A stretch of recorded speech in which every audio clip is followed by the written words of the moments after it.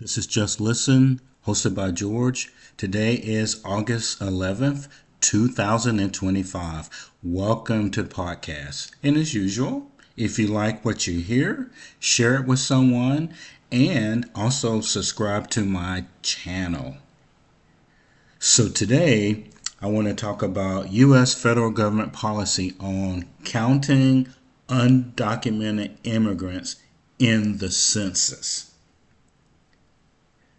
Now, you're scratching your head, and I think that a lot of us didn't know. I did not know that when we do the census every 10 years, my perception was it was only American citizens specifically, who were being counted.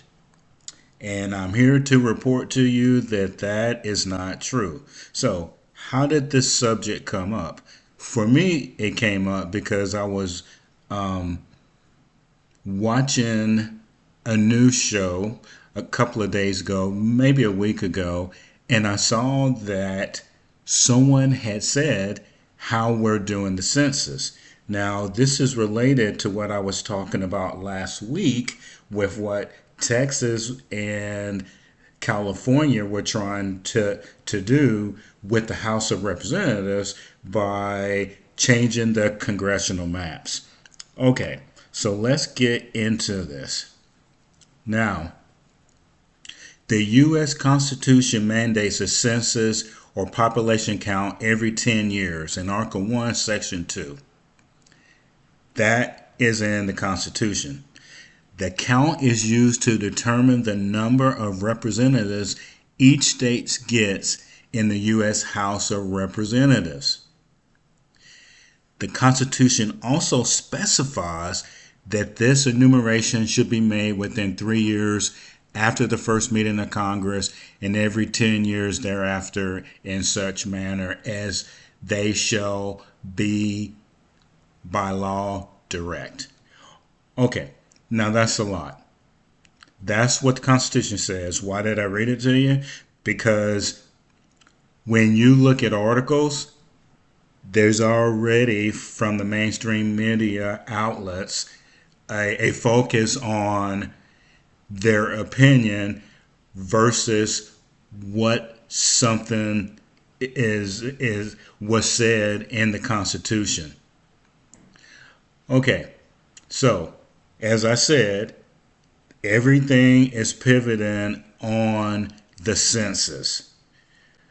The primary purpose is to apportion representatives based on population, ensuring each state has a fair number of representatives in that House of Representatives. So that's the core of why we are doing it. What's the issue? Well, are we allowing undocumented people to be counted in the census? And currently, the answer is yes. Now let me read you something from the enumeration clause and apportioning seats in the House of Representatives. Okay, so it reflects several important constitutional determinations that comparative state political power in the House should reflect comparative population, not comparative wealth. That comparative power will shift every 10 years to reflect population change. The federal tax authority will rest upon the same base, and that Congress, not the states, would determine the manner of conducting the census.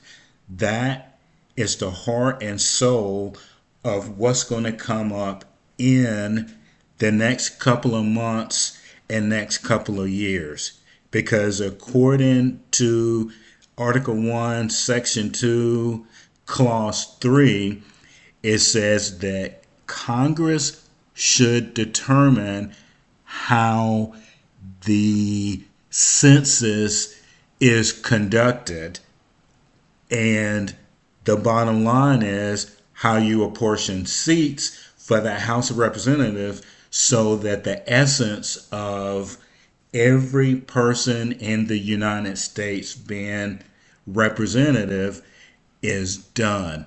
And that is powerful. And I think all of you would agree that that was what most of us thought going through school. Now, this is very important because the administration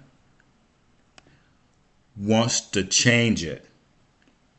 So, the second time I heard about it while I was doing the research was the vice president was talking about it, and he got into some of the details.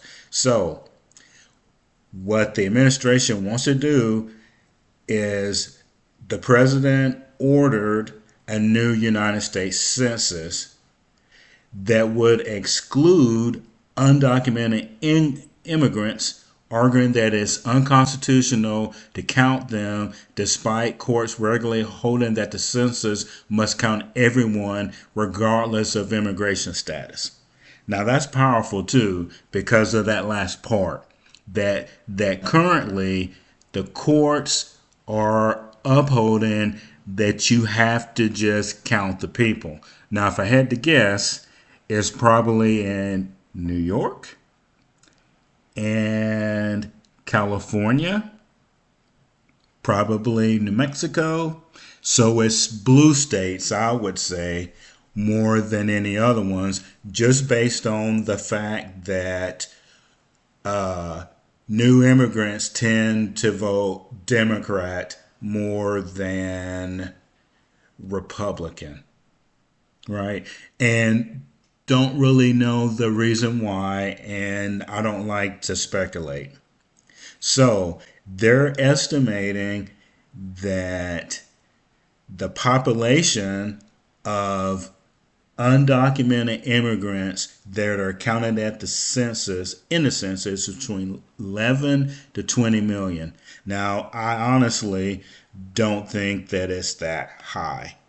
I would say probably 2 or 3 million, right? So you have to look at the states, and I'm going to say Michigan too, because Michigan has, so all of the people coming into the country, they're not just from Mexico and from the South American countries. They're from Haiti. Uh, People are here from the Ukraine. People are here from the Palestinian states. So there's a mix. There's people from the continent of Africa. And so they go into these places.